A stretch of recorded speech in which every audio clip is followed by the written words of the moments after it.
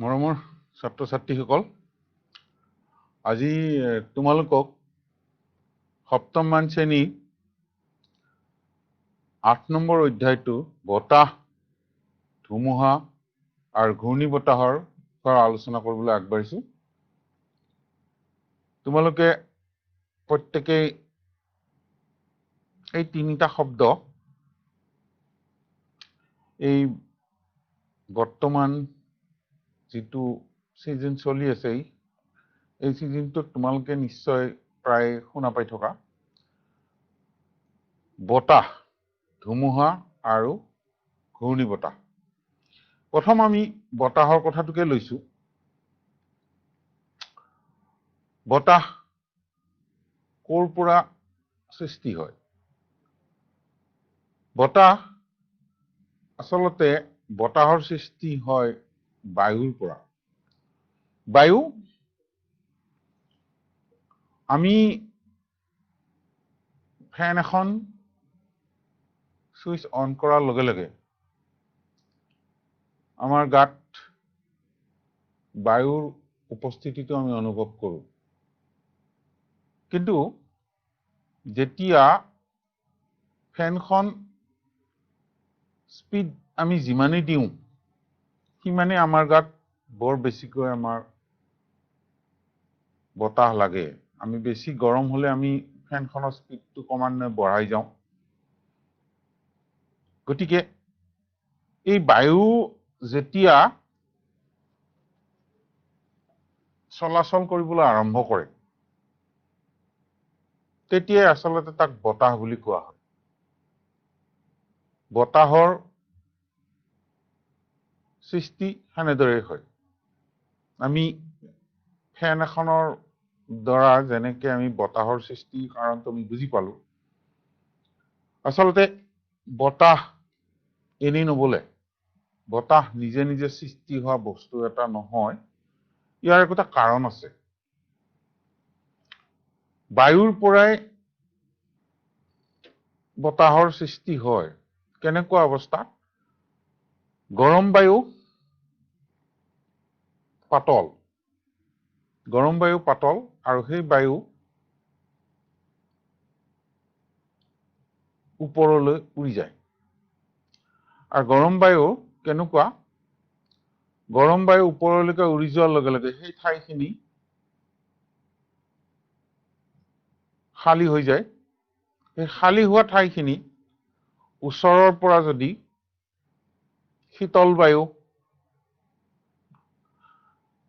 খালী হোৱা ঠাইখিনিলৈকে গতি কৰে তেতিয়াহে বতাহৰ সৃষ্টি হয়। এনেদৰে আমাৰ পৃথিৱীত বতাহৰ আমি অনুভৱ কৰিব পাৰো।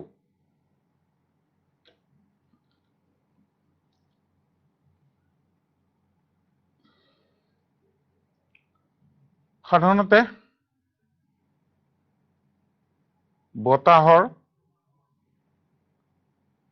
এনেকুৱা ধৰণৰ আমি গতি দেখিবলৈ পাওঁ। H মানে ইয়াত হাই বুলি কৈছে, L মানে লো বুলি কোৱা হৈছে। গতিকে বিভিন্ন ধৰণৰ ঠাইত বিভিন্ন ধৰণৰ গতিৰ সৃষ্টি হয়। বায়ুৰ চলনটো বুজাৰ আগতে আমি বায়ুৰ চাপৰ বিষয়ে অলপ জানি ল'ব লাগিব। বায়ু যে তাৰ চাপ আছে আমি কেনেদৰে অনুভৱ কৰিব পাৰিম? এটা টেমাত ধৰা হল নাৰিকলৰ টেমা এটা, তাক যদি আমি খালী টেমা এটা যদি গৰম কৰিবলৈ দিয়া হয় তেতিয়াহ'লে টেমাটোৰ পৰা তাৰ ভিতৰৰ বায়ুখিনি গৰম হ'ব আৰু ওলাই যাব। এতিয়া লগে লগে যদি বায়ুৰ সেই টেমাটো ঢাকন মাৰি দিয়া হয়, অলপ সময় পিছত চালে টেমাটো চেপেটা হৈ যাব। কাৰণটো কি বাৰু? কাৰণটো হৈছে এইটোই যে গৰম বায়ু ঊৰ্ধ্বগামী হয়। আমি যেতিয়া টেমাটো গৰম কৰিম তেতিয়া টেমাটোৰ ভিতৰৰ বায়ুখিনি গৰম হ'ব, পাতল হ'ব আৰু টেমাটোৰ ভিতৰৰ পৰা ওলাই গুচি যাব। ফলত আমি যেতিয়া ঢাকনখন মাৰি দিয়া হ'ব তেতিয়া টেমাটোৰ ভিতৰখন বায়ুশূন্য অৱস্থাত থাকিব। তেতিয়া টেমাটোৰ ভিতৰত থকা বায়ুৰ চাপ আমাৰ বায়ুমণ্ডলৰ চাপতকে কম হ'ব। ফলত বায়ুমণ্ডলৰ চাপে টেমাটোক চাৰিওফালৰ পৰা এটা চাপ দিব, যাক হেঁচা বুলিও কোৱা হয়। এই বায়ুৰ চাপ বা হেঁচাই টেমাটো চেপেটা কৰি পেলাব। এইটো হৈছে এটা বায়ুৰ চাপ। এই বায়ুৰ চাপৰ বাবেই বিভিন্ন ধৰণৰ কাম কৰি থকা সম্ভৱ হৈছে। যেনে আমি কলম এটা দি লিখি থাকোতে বায়ুৰ চাপৰ কাৰণেই ৰিফিলটোৰ পিছফালে বায়ুৰ চাপ হেঁচা দিয়াৰ বাবেই আগফালেৰে আমি লিখি থাকোতে কলমটো চিয়াহীখিনি পোনে পোনে তললৈকে নামি আহি থাকে। গতিকে এই যদি বায়ুৰ চাপ নাথাকিলেহেঁতেন তেতিয়াহ'লে আমাৰ এই কামখিনি নহ'লহেঁতেন।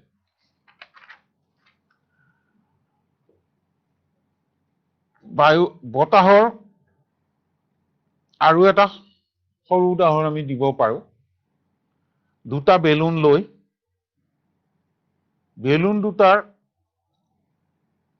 মাজত বেলুন দুটা একে ঠাইতে আঁৰি লৈ বেলুন দুটাৰ মাজত যদি আমি ফুৱাই দিয়া হয় তেতিয়াহ'লে আমি কি দেখা পাম? বেলুন দুটা নিজে নিজে আহি লগ লাগি যাব। কাৰণটো কি বাৰু? তাৰ মানে এনেকুৱা হয়, বেলুন দুটাৰ মাজতো বায়ু আছিল। যেতিয়া আমি মুখেৰে ফুৱাই দিয়া হয় বেলুন দুটাৰ মাজৰ বায়ু চাপ ফুৱাই দিয়াৰ লগে লগে কমি যায়। ফলত বেলুন দুটাৰ দুইফালে থকা বায়ুৰ চাপে বেলুন দুটাক হেঁচা মাৰি ধৰে। ফলত বেলুন দুটা কাষ চাপি যায়।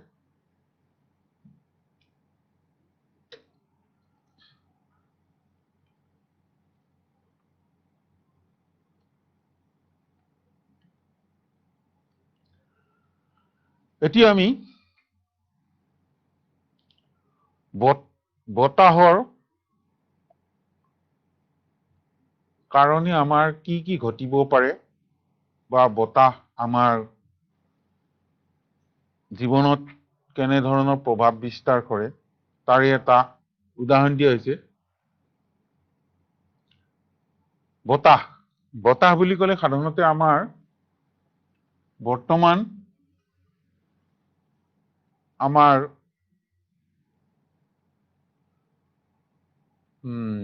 মৌচুমী বতাহৰ কাৰণে বৰষুণৰ প্ৰভাৱ বৃদ্ধি হৈ আছে। কিন্তু এই মৌচুমী বতাহটো আহিল ক'ৰ পৰা? আচলতে বতাহৰ সৃষ্টি দুইটা ধৰণে হয়। এটা হৈছে স্থলভাগ আৰু জলভাগৰ উষ্ণতাৰ তাৰতম্যৰ কাৰণে বতাহৰ সৃষ্টি হয়।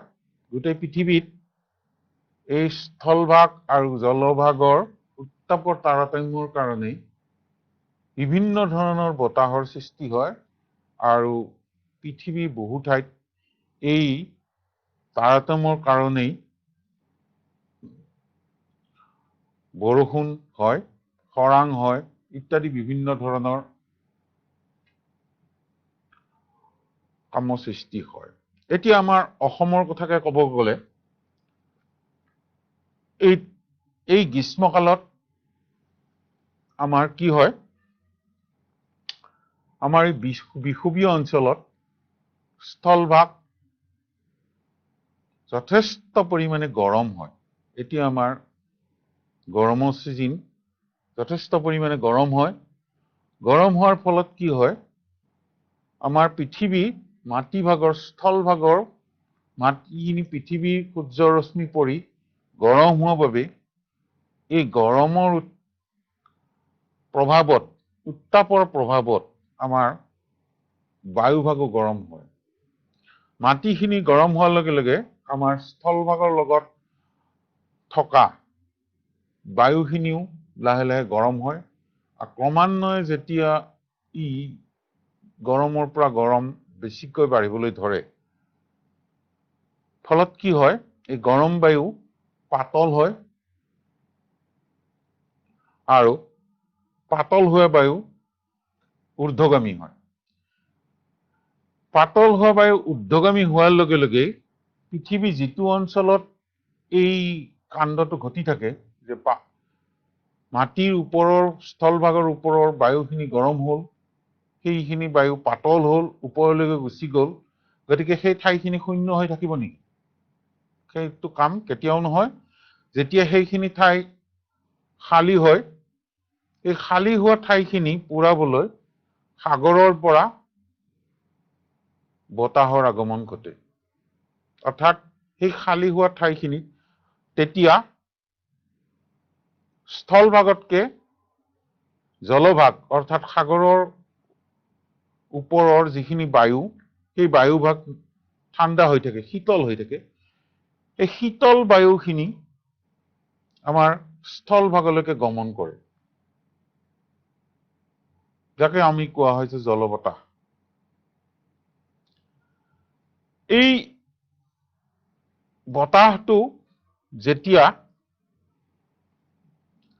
সাগৰৰ ওপৰৰ পৰা স্থলভাগলৈ গতি কৰে, এই গতি কৰোঁতে এই বতাহে কি কৰে, সাগৰৰ পৰা অকল বতাহে নাহে, সাগৰৰ পৰা তাৰ সাগৰৰ বায়ুত থকা জলীয় বাষ্পৰ কণা, পানীখিনিও বতাহে কঢ়িয়াই লৈ গুচি আহে। ফলত আমাৰ কি হয়, বৰ্তমান সময়ত আমাৰ যথেষ্ট পৰিমাণে বৰষুণৰ পৰিমাণটো বেছি, কাৰণ আমাৰ এইখিনি সময়ত গৰমৰ পৰিমাণটো বেছি। সেইটোৱে হয়গৈ যে আমাৰ স্থলভাগৰ ওপৰত থকা আমাৰ বায়ুভাগ ক্ৰমান্বয়ে গৰম হয় আৰু বায়ুখিনি পাতল হয়, বায়ুখিনি ঊৰ্ধ্বগামী হয়, আৰু সেই ঠাইখিনি পূৰাবলৈ জলভাগৰ পৰা শীতল বায়ু স্থলভাগলৈকে গমন কৰে, আৰু এই গমন কৰা বায়ুখিনি অৰ্থাৎ এই বতাহটোৱে কি কৰে, সাগৰৰ পৰা যথেষ্ট পৰিমাণে পানী কঢ়িয়াই লৈ আহে, আৰু সেইকাৰণে এইটো সময়ত যথেষ্ট পৰিমাণে বৰষুণৰ সৃষ্টি হয়। আকৌ এই বতাহটোৱে হৈছে মৌচুমী বতাহ, আৰু এই মৌচুমী বতাহৰ প্ৰভাৱতেই বৰ্তমান সময়ত আমাৰ যথেষ্ট পৰিমাণে বৰষুণৰ সৃষ্টি হয়। মনচুন শব্দটো এটা আৰবীয় শব্দ। আৰবীয় শব্দটো হৈছে মৌচম। সেই শব্দটোৰ পৰাই আমাৰ মৌচমটো আহিছে। আৰু আৰবী ভাষাত মৌচম শব্দৰ অৰ্থ হৈছে ঋতু। ঋতুৰ কাৰণেই এই বিভিন্ন ধৰণৰ কামটো হয়। আৰু পৃথিৱীত বিভিন্ন ধৰণৰ মৌচুমী বতাহ আছে। আমাৰ অসমীয়া ভাষাত মনচুনটোৰ পৰাই হৈছে মৌচুমী। এতিয়া আমাৰ এই গ্ৰীষ্মকালত যিটো কাম হয়, যে সাগৰৰ পৰা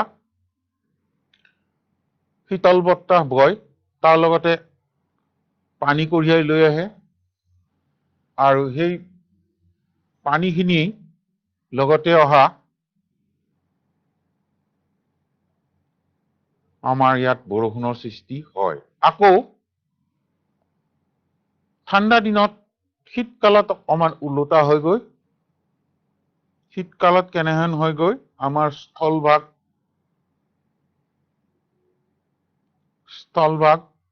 আমাৰ ঠাণ্ডা হয়। আকৌ সাগৰৰ ওপৰৰ পানী বা তাৰ ওপৰৰ বায়ুভাগ গৰম হৈ থাকে। আকৌ সাগৰৰ ওপৰৰ বায়ুভাগ গৰম হৈ উদ্দায়ী হয়। আকৌ আমাৰ তেতিয়া স্থলভাগৰ পৰা ঠাণ্ডা বতাহ সাগৰৰ বুকুলৈকে বয়। এইটো হৈছে স্থল বতাহ। ইয়াকে কোৱা হৈছে স্থল বতাহ।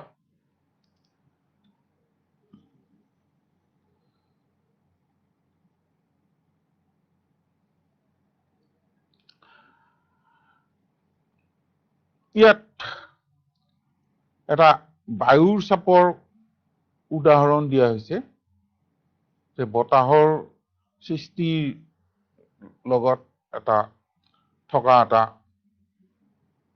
সম্পৰ্কৰ কাৰণে তোমালোকে এই পৰীক্ষাটো কৰি চাব পাৰিবা। ইয়াত কি কৰা হৈছে, দুটা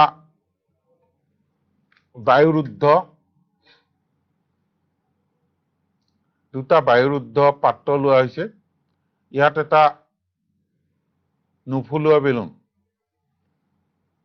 লোৱা হৈছে, অলপমান ফুলি থকা বেলুন। ইয়াত যেতিয়া ইয়াৰ পৰা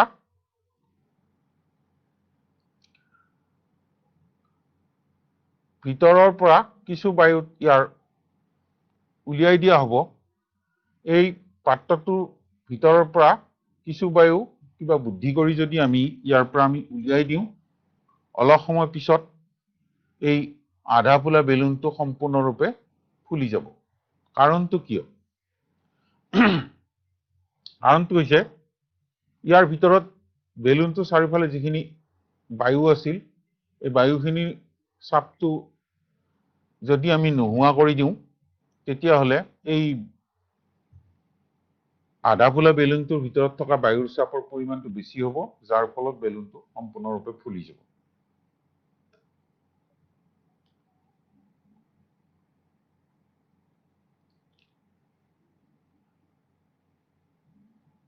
আৰু এটা বেলুন লৈ আমি বিভিন্ন ধৰণে আমি আৰু পৰীক্ষা কৰিব পাৰো। এটা বেলুন এটা লৈ আমি যদি ফুলাই দিওঁ, মুখেৰে আমি বেলুনটো ফুলাই দিলো, ফুলাই দিয়া বেলুনটো আমি যদি আঙুলিৰ এটাৰে হেঁচা মাৰি দিওঁ, আকৌ যদি আঙুলিটো গুচাই লৈ আহো, তেতিয়াহ'লে বেলুনটো আকৌ পুনৰাই নিজৰ অৱস্থা পাবহি। কাৰণটো কি হয়? আমি যেতিয়া আঙুলিৰে হেঁচা মাৰি দিয়া হৈছিল বেলুনটো, তেতিয়াহ'লে বেলুনটো নিজৰ ঠাইতে থাকিব লাগিছিল, কিন্তু ক্ৰমান্বয়ে বেলুনটো আকৌ আগৰ অৱস্থালৈ ঘূৰি আহে। কাৰণটো হৈছে কি, অকল বায়ুৰ চাপ বেলুন আমাৰ বায়ুমণ্ডলতে নাই, বেলুনটোৰ ভিতৰত যিখিনি বায়ু আছে, বেলুনটোৰ ভিতৰত থকা বায়ুখিনিও এটা চাপ দি থাকে। ফলত আমি আঙুলিৰে যেতিয়া বেলুনটো আমি হেঁচি দিম, তেতিয়া হয়তো বেলুনটো আমাৰ আঙুলিৰ চাপৰ কাৰণে অলপ ভিতৰলৈকে সোমাই যায়, কিন্তু আমি আঙুলিটো গুচাই দিয়াৰ লগে লগে বেলুনটোৰ ভিতৰত যিখিনি বায়ুৰ চাপ বায়ু আছে, সেই বায়ুখিনিও বেলুনটোৰ গাত এটা চাপ দি থাকে, যাৰ কাৰণে বেলুনটো আকৌ ফুলি যায়। এই একেধৰণৰ কথাৰ কাৰণেই, বায়ুৰ চাপৰ কাৰণেই, বায়ুৰ চাপ থকা কাৰণেই পৃথিৱীত গাড়ী মটৰ চলাটো সম্ভৱ হৈছে। আমাৰ গাড়ীবিলাক চলিবলৈ চকা আছে, চকাত পাম দিয়া হয়, চকাটোত পাম দিয়াৰ লগে লগে তাত আচলতে বেলেগ একো কৰা নহয়, তাত আচলতে বায়ুহে আমি জোৰকৈ সুমুৱাই দিয়া হয়। এই জোৰকৈ সুমুৱাই দিয়া বায়ুখিনিয়ে বায়ু চকাটোৰ ভিতৰ ফালে এটা চাপ দি থাকে। এই চাপ থকাৰ বাবে চকাটো ফুলি থাকে, ফলত বায়ুমণ্ডলত থকা চাপে চকাটোক চেপেটা কৰি পেলাব নোৱাৰে। কিন্তু কিবা কাৰণত যদি গৈ থকা গাড়ী এখনত গজাল এটা সোমায়, যাক আমি পাংচাৰ বুলি কওঁ, তেতিয়াহ'লে গজালটো সোমোৱাৰ লগে লগে চকাটোৰ ভিতৰত থকা বায়ুখিনি হেঁচা খায়। পৃথিৱীৰ বায়ুমণ্ডলত থকা বায়ুৰ চাপে হেঁচা দি তাৰ পৰা ভিতৰৰ বায়ুখিনি উলিয়াই দিয়ে, ফলত চকাটো চেপেটা হৈ যায়। কাৰণটো সেইটোৱেই যে তাৰ তেতিয়া চকাটোৰ ভিতৰত থকা বায়ুৰ চাপ বায়ুমণ্ডলৰ চাপতকৈ কমি যায়, ফলত চকাটোক বায়ুমণ্ডলৰ চাপে হেঁচা মাৰি ধৰে, ফলত তাৰ ভিতৰৰ বায়ুখিনি উলিয়াই যায় আৰু চকাটো চেপেটা হৈ যায়।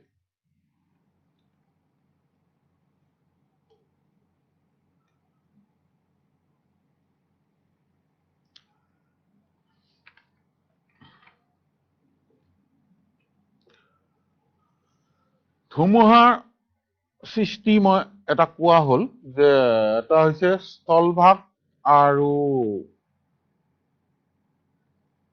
জলভাগৰ উত্তাপৰ তাৰতম্যৰ কাৰণেই ধুমুহাৰ সৃষ্টি হয়। আৰু এটা কাৰণ হৈছে পৃথিৱীৰ উত্তাপৰ তাৰতম্যৰ বাবেই বতাহৰ প্ৰবাহৰ সৃষ্টি হয়। আমাৰ গোটেই পৃথিৱীখনত সকলো সময়তে একে সমান উষ্ণতা নাথাকে।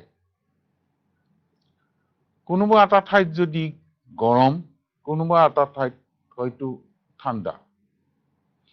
গতিকে মেৰু অঞ্চলত আৰু বিষুৱীয় অঞ্চলত এনেধৰণৰ আমাৰ বিভিন্ন ধৰণৰ তাৰতম্যৰ কাৰণেই ধুমুহাৰ সৃষ্টি হয়। ইয়াত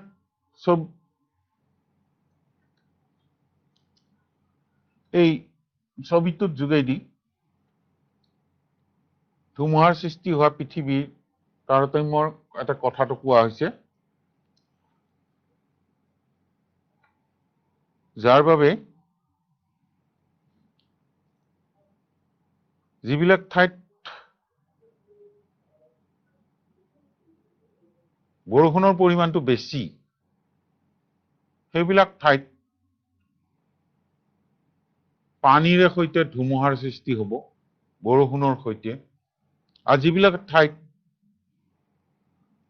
বৰষুণৰ পৰিমাণটো কম, ধৰা হওক মৰুভূমিবিলাকতো ধুমুহাৰ সৃষ্টি হয়, কিন্তু তাত হোৱা ধুমুহাটো হৈছে বালিৰ ধুমুহা। তাত পানীৰ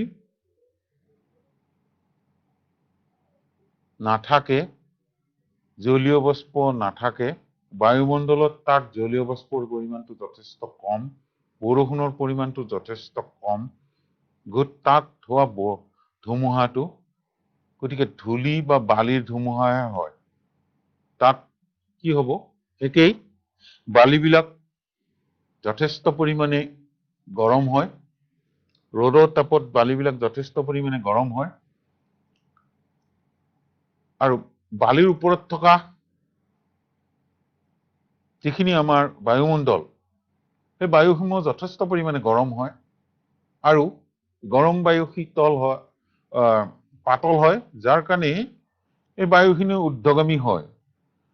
গতিকে সেই ঊৰ্ধ্বগামী হোৱাত বায়ুখিনি ঠাইখিনি পুৰাবলৈ ওচৰৰ পৰা যেতিয়া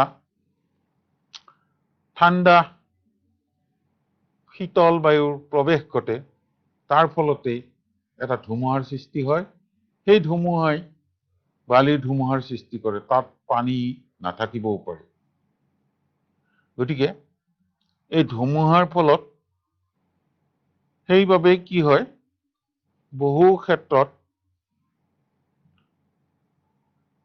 এই ধুমুহাই মানুহৰ বিভিন্ন ধৰণৰ অনিষ্ট সাধন কৰে। আমাৰ এই বিষুৱীয় অঞ্চলত সাধাৰণতে ধুমুহাৰ লগত বৰষুণৰ পানীও সংযুক্ত হৈ থাকে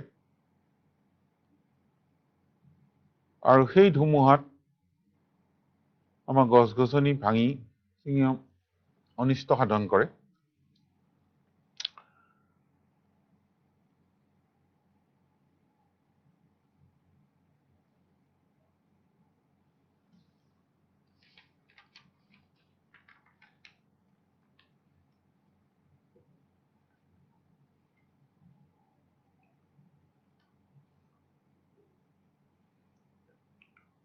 ধুমুহাৰ যিটো তাৰ ৰূপটোক কোৱা হৈছে গৈ কি এনেই ধুমুহা আৰু ঘূৰ্ণি ধুমুহা। ধুমুহা আমি এনেই ধুমুহা বুলি ক'ব পাৰো, যিটো ধুমুহাত হয়তো বৰষুণ থাকিবও পাৰে, নাথাকিবও পাৰে। গতিকে বালিৰ ধুমুহাৰ কথাটো ক'লো। এনেও বৰষুণৰ লগত থকা পানীও আমাৰ ধুমুহাও থাকিব পাৰে। থাণ্ডাৰ ষ্টৰ্ম বুলি কোৱা হয়। এনেধৰণৰ ধুমুহাৰ ফলত পৃথিৱীৰ বিভিন্ন ঠাইত বিভিন্ন ধৰণৰ ঘটনা ঘটিছে। ইংৰাজী 1999 চনত 18 অক্টোবৰৰ দিনা এটা কোবাল ঘূৰ্ণী বতাহে 200 কিলোমিটাৰ বেগত উৰিষ্যাত বিস্তৰ ক্ষতি সাধন কৰিছিল। তাৰ প্ৰকোপত 45,000 ঘৰ বিনষ্ট হৈছিল, প্ৰায় 7 লাখ মানুহ গৃহহীন হৈছিল। তেনেদৰে প্ৰায় এমাহমান আগত, বেছি দিন নহয়,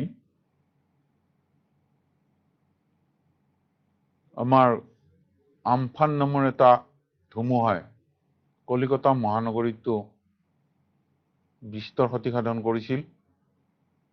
গতিকে কিন্তু সেই ধুমুহা বতাহৰ সৃষ্টি কিন্তু সাগৰতেই হয়। সাগৰৰ ওপৰত থকা বায়ুমণ্ডলৰ উষ্ণতাৰ তাৰতম্যৰ ফলত বিভিন্ন ধৰণৰ পৰিক্ৰমাৰ সৃষ্টি হয়, যাৰ ফলতেই এই ধুমুহাবিলাকৰ সৃষ্টি হয়। পৃথিৱীত বৰ্তমানলৈকে এই ধুমুহা বতাহৰ ফলত মানুহৰ বহু ক্ষতি সাধন হৈছে। বিভিন্ন ধৰণৰ এই ধুমুহা বতাহৰ সৃষ্টি ঘটিছে।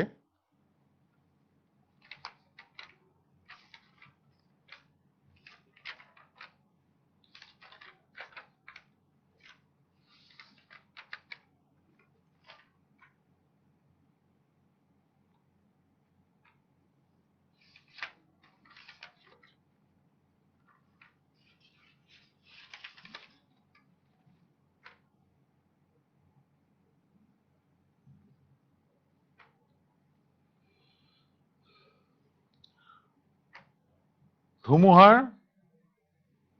আৰু এটা কাৰণ আছে,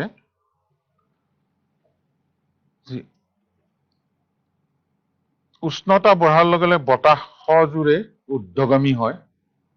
যিমান বতাহ উষ্ণতা বাঢ়ে, সিমানেই বতাহ জোৰকৈ ঊৰ্ধ্বগামী হয়। মানে যিমান গৰম হ'ব, সিমান বায়ু ঊৰ্ধ্বগামী হ'ব আৰু সিমান জোৰেৰে ওচৰৰ পৰা বতাহ আহিব আৰু এই ঊৰ্ধ্বগামী বতাহে পানীৰ কণিকাবোৰ ওপৰলৈ কঢ়িয়াই নিয়ে। পানীৰ কণিকাবোৰ ওপৰলৈকে কঢ়িয়াই লৈ যায় আৰু য'ত সিহঁত ঘনীভূত হয় আৰু পুনৰ তললৈকে সৰি পৰে। এনেদৰে ওপৰলৈকে যায় আৰু তললৈকে অহা এই যিটো পৰিক্ৰমা, এই পৰিক্ৰমাতে আমি বিজুলী ধৰিকণেৰে ধুমুহা বুলি কোৱা হয়। সাধাৰণতে আমাৰ এই ধুমুহা বৰষুণৰ ফলত কেতিয়াবা এনেকুৱা হয়, আমি অকল ধুমুহাই নহয়, তাৰ লগত আমি বৰষুণৰ পৰিমাণটো দেখিবলৈ পাওঁ, যাক ধুমুহা বৰষুণ বুলিও কওঁ। এই ধুমুহা বৰষুণৰ লগত আমি শিল পৰা বুলিও কওঁ, যিটোক আমি বৰফৰ টুকুৰা বুলি কওঁ। এই শিলৰ সৃষ্টি কেনেদৰে হয়? এই পৃথিৱীৰ পৰা সাগৰৰ পানীভাগ সূৰ্যৰ তাপত গৰম হৈ যেতিয়া ওপৰলৈকে বাষ্প আকাৰে উলি গৈ মেঘৰ আকাৰ লৈ মেঘ হিচাপে থাকে, তাত যেতিয়া বৰষুণ হোৱাৰ সময়ত এই মেঘৰ এনেকুৱা এটা অৱস্থাৰ কেতিয়াবা সৃষ্টি হয়, তাত যথেষ্ট পৰিমাণে ঠাণ্ডা হৈ যায়। ইমান ঠাণ্ডা হৈ যায়, সেই পানীৰ কণিকাবোৰ কেতিয়াবা তাত মেঘত 0°C তলত গুচি যায়। ফলত পানীৰ কণিকাবোৰ গোট খাই তাত বেছিকৈ পানীৰ কণিকা গোট খাই একোটা একোটা বৰফৰ টুকুৰালৈকে পৰিণত হয়। আৰু সেই বৰফৰ টুকুৰাবিলাকেই পৃথিৱীত পৰিলে আমি কেতিয়াবা তাক শিল পৰা বুলি কওঁ। ধুমুহা বৰষুণৰ লগত শিল পৰিব পাৰে। শিল পৰাৰ কাৰণটো সেইটোৱেই যে আচলতে পানীভাগ যথেষ্ট পৰিমাণে ঠাণ্ডা হৈ যায়। মানে মেঘত থকা পানীভাগ যথেষ্ট পৰিমাণে ঠাণ্ডা হৈ যায়, ফলত গোট মাৰি শিলৰ আকাৰ লয়, আৰু সেইটোৱে গৈ আমাক শিল পৰা বুলি কওঁ। আৰু যিমানেই ঠাণ্ডা হয় সিমানেই শিলৰ আকাৰবিলাক ডাঙৰ হয়, আৰু সিমানেই খৰকৈ তলত পৰে। আৰু ডাঙৰ শিল হলে মানুহৰ যথেষ্ট অপকাৰ সাধন কৰে।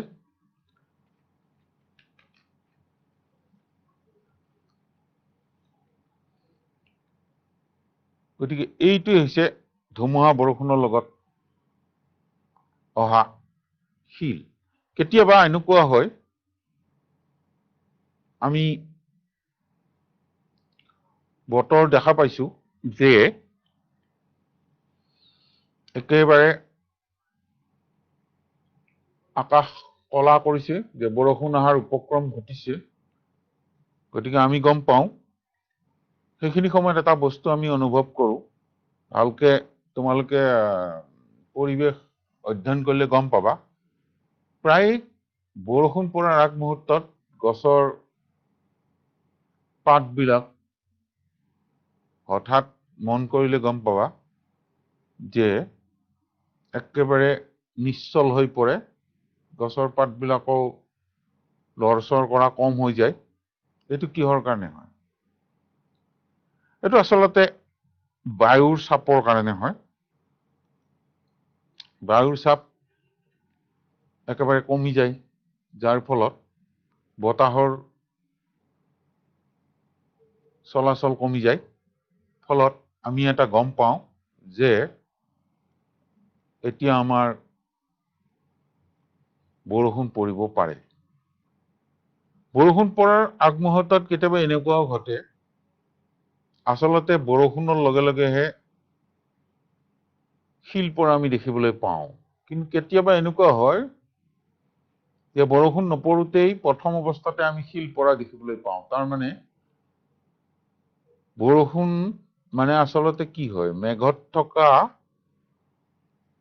জলীয় বাষ্পবোৰ যেতিয়া গোট মাৰে, সেইখিনি আচলতে আমি বৰষুণ হিচাপে পাওঁ।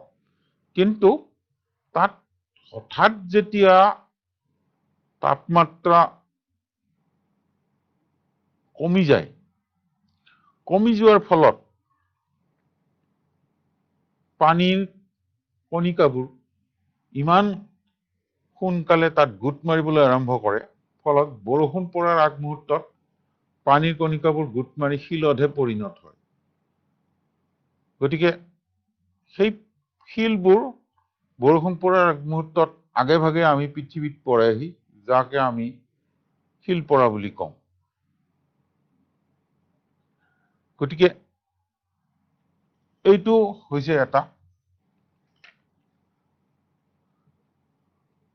আমাৰ বায়ুৰ লগত থকা বতাহৰ লগত থকা সম্পৰ্কৰ ফলতে সৃষ্টি হোৱাটো এটা পৰিক্ৰমা।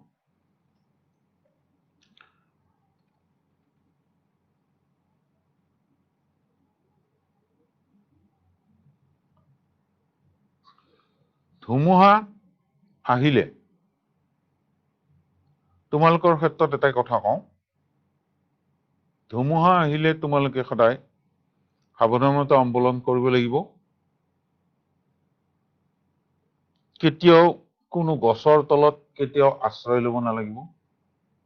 কাৰণ এটাই কথা, ধুমুহাই যথেষ্ট পৰিমাণে বিস্তৰ ক্ষতি সাধন কৰে। তুমি যদি এডাল গছৰ তলত আশ্ৰয় লোৱা, সেই ধুমুহাই গছৰ ডাল ভাঙি তোমাৰ গাত পৰিব পাৰে, তোমাৰ ক্ষতি কৰিব পাৰে। যদি আশ্ৰয় ল'ব খুজিছা, সজাই ডাঙৰ গছৰ তলত লোৱাতকে সৰু গছ এডালৰ তলত আশ্ৰয় লোৱাটো ভাল। কাৰণ সেই সৰু গছডালৰ যদি ঠানি ভাঙিও পৰে, তেতিয়াহ'লে তোমাৰ ইমান ক্ষতি সাধন নকৰিব। আৰু শুনিলে আচৰিত কথা, বৰ বেছি সাংঘাতিকভাৱে যদি ধুমুহা অহাৰ সম্ভাৱনাটো থাকে, বৰষুণ থাকে, তেতিয়া আৰু এটা কাৰণ হয়, ধুমুহাৰ লগতে বজ্ৰপাত পৰাৰ সম্ভাৱনা থাকে। এই বজ্ৰপাত পৰাৰ সম্ভাৱনাটো থাকিলে, ডাঙৰ গছৰ তলত থাকিলেতো আৰু সাংঘাতিক, গছডালৰ ওপৰত বজ্ৰপাত পৰি তোমাৰ অনিষ্ট সাধন কৰিব পাৰে। ডাঙৰ গছৰ ওপৰত থাকিলে তোমাৰ ক্ষতি সাধন কৰিবই। তুমি যদি এটা ছাতি লৈ থাকা, ছাতিটোৰো ক্ষতি সাধন কৰিব পাৰে। ছাতিটোৰ যোগেদিও তোমাৰ বজ্ৰপাত পৰি, তাৰমানে ধাতুৰ তলত আচলতে থাকিব নালাগে। ধৰা গাড়ী মটৰৰ ভিতৰত সোমাই থাকিলে হয়তো তুমি নিৰাপদ অনুভৱ কৰিব পাৰিবা, কিন্তু খিৰিকীৰ ওচৰত কেতিয়াও বহিব নালাগে। কাৰণ খিৰিকীৰ ওচৰত বহিলে ধুমুহাই যিটো খালী ঠাই পায়, সেই খালী ঠাইৰে ধুমুহাই যথেষ্ট পৰিমাণে জোৰে বতাহটো বলাৰ সম্ভাৱনা থাকে আৰু তোমাক ক্ষতি কৰিব পাৰে। পানী, ধুমুহা অহাৰ সম্ভাৱনা থাকিলে যদি কোনোবা পুখুৰীত গা ধুই আছা বা নদীত গা ধুই আছা, তাৰ পৰা উঠি আহিব লাগে। কাৰণ বিভিন্ন ধৰণৰ ধুমুহাৰ লগত সৃষ্টি হোৱা কথা আছে। যেতিয়া ঘূৰ্ণী বতাহ বুলি বতাহ আছে, ধুমুহাৰে আৰু এটা ৰূপ। এই ঘূৰ্ণীবতাহৰ বতাহত লগত টৰ্নেডো বুলিও এটা আছে, হাৰিকেন আছে, এনেকুৱা ধৰণৰ বিভিন্ন ধৰণৰ আছে। এই পানীভাগ এনেকুৱা নিচিনা সৃষ্টি হ'ব পাৰে বিভিন্ন ধৰণৰ ক্ষেত্ৰত।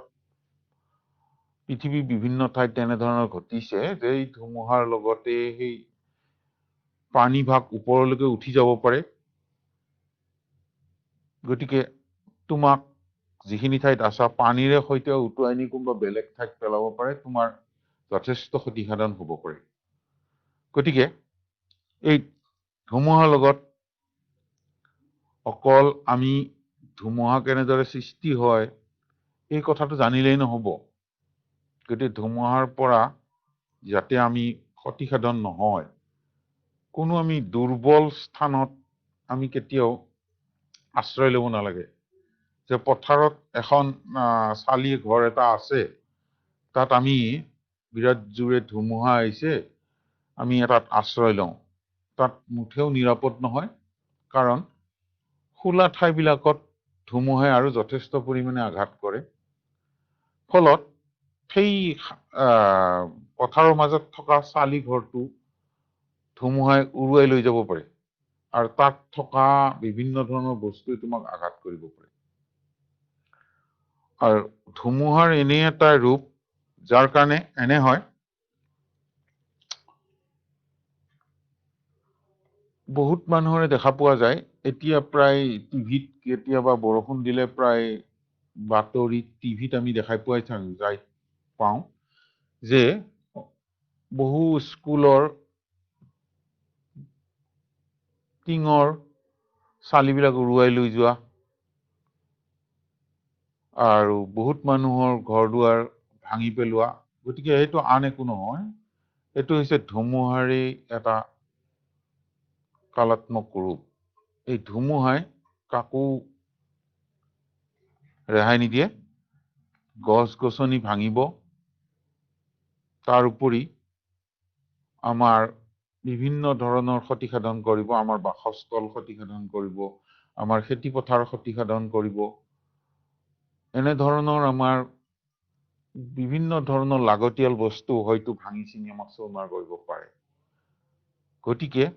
গতিকে আমি ধুমুহাৰ পৰা ৰক্ষা পাবলৈ গতিকে অলপ মজবুত ধৰণৰ আশ্ৰয় তলত আমি যদি আশ্ৰয় লওঁ তেতিয়াহ'লে আমি তাৰ পৰা ৰক্ষা পাব পাৰোঁ আৰু খালী ঠাইত থাকিলে তাত কোনো যদি ঘৰ নাই গছো নাই তেতিয়াহ'লে আমি আঁঠুকাৰি মূৰটো তলমূৰ কৰি হাত দুখন মূৰটোৰ ওপৰত লৈ আমি ধুমুহাখিনি পাৰ হৈ যোৱালৈকে অলপ সময় আমি ৰক্ষা কৰিব লাগে কাৰণ এটা উদাহৰণস্বৰূপে কওঁ মৰুভূমিত যেতিয়া বালিৰ ধুমুহা বলে তাত কোনো গছ নাথাকে ঘৰ নাথাকে একো নাথাকে এই বালি ধুমুহাৰ পৰা ৰক্ষা পাবলৈ উটবিলাকে কি কৰে উটবিলাকে এটা কামেই কৰে এই বালি ধুমুহাৰ পৰা ৰক্ষা পাবলৈ সিহঁতে চকুৰ ওপৰত নোমবিলাক দীঘল গতিকে চকুৰ নোমবিলাক জপাই মূৰটোৰে বালিত অলপমান গাঁত খান্দি মূৰটো বালিৰ তলত সোমাই দি সিহঁতে ধুমুহাখিনি কমি যোৱালৈকে অপেক্ষা কৰি থাকে কাৰণটো এইটোই চকু দুটা মুজি দিয়াৰ লগে লগে গতিকে যিমানখিনি বালি ধুমুহাৰ সৃষ্টি হৈছিল সেই বালিখিনি তেওঁলোকৰ চকুটোৰ অনিষ্ট সাধন কৰিব নকৰে তাৰ উপৰি মূৰটো তলত সোমাই দিয়াৰ লগে লগে নাকে মুখে বা চকুত বালিয়ে আঘাত কৰিব নোৱাৰে গাটোত বালি হয়তো লাগিব পাৰে গতিকে গাটোত থকা আৰু দীঘল দীঘল নোমবিলাকে সিহঁতৰ কোনো অনিষ্ট সাধন কৰিব নোৱাৰে ই এটা উদাহৰণস্বৰূপে কৈছো যে এনেধৰণৰ এটা প্ৰাণীৰ পৰা আমি শিক্ষা এটা ল'ব লাগে যে আমি আচলতে ধুমুহাৰ পৰা আমি কেনেদৰে ৰক্ষা পাওঁ আৰু যিমান পাৰি ধুমুহা বৰষুণ আহিলে বাহিৰত থকাতকৈ কোনোবা আশ্ৰয়স্থলত থকাটো সদায় ভাল নহলে ইয়াৰ পৰা আমাক বিভিন্ন ধৰণে ক্ষতিসাধন কৰিব ইয়াৰ পিছত তোমালোকৰ এই ঘূৰ্ণী বতাহৰ পিছত তোমালোকৰ টৰ্নেডো হাৰিকেন আদি আছে এইখিনি তোমালোকৰ আৰু তাৰ উপৰি এই পাঠটোৰ পৰা শিকিব লগা আৰু তোমালোকে জানিব লগা কিছুমান প্ৰশ্ন আছে গতিকে অহাটো ক্লাছত তোমালোকক এই বিষয়ে